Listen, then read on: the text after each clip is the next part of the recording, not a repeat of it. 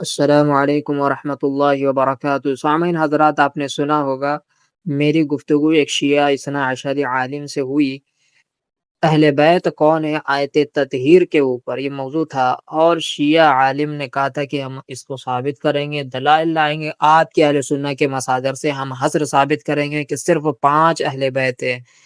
اور بیچارہ 10 منٹ کے اندر ہی دم توڑ دیا، پھر کہنے لگا کہ نہیں آپ بعد میں یہ پھر تفصیل سے جواب دیں گے۔ اس کے بعد پھر اس نے کیا کیا، ہمارے سامنے ہی کال کیا اپنے بڑے عالم کو، کیونکہ اس سے ہو تو نہیں سکا، اس نے اپنے بڑے عالم کو کال کیا کہ آپ آئیں ان سے بات کریں، ٹھیک ہے۔ اب اس کے عالم نے بھی بات کرنے سے انکار کر دیا۔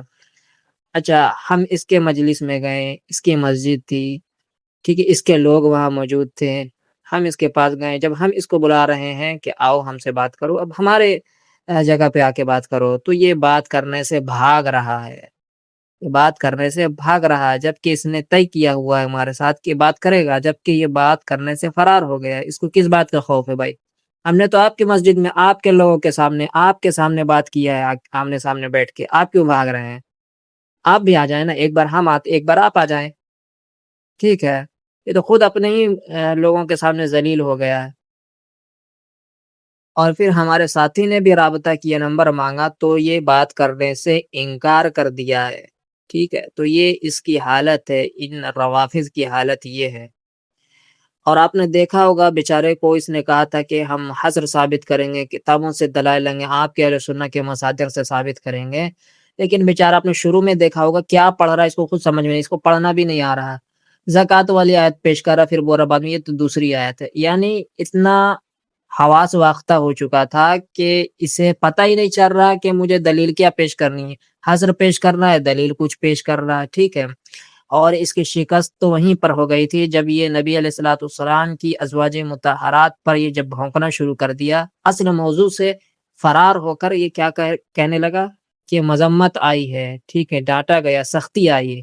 حالانکہ موضوع کیا تھا؟ موضوع تھا اہل بیت کو عنایت تطہیر کا مصداق۔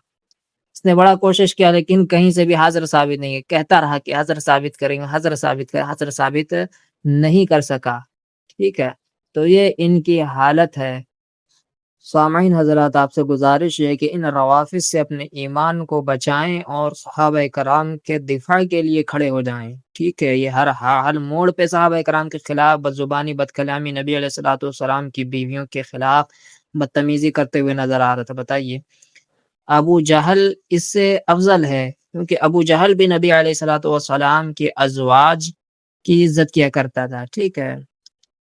تو یہ ان کا کفر جو ہے وہ کفار مکہ سے بڑا کفر ہے، یہ مشرکین مکہ سے بڑے مشرک ہیں، ٹھیک ہے۔ تو اپنے ایمان کی حفاظت کیجیے اور صحابہ کرام رضوان اللہ تعالی علیہم اجمعین کے دفاع کے لیے کھڑے ہوئی۔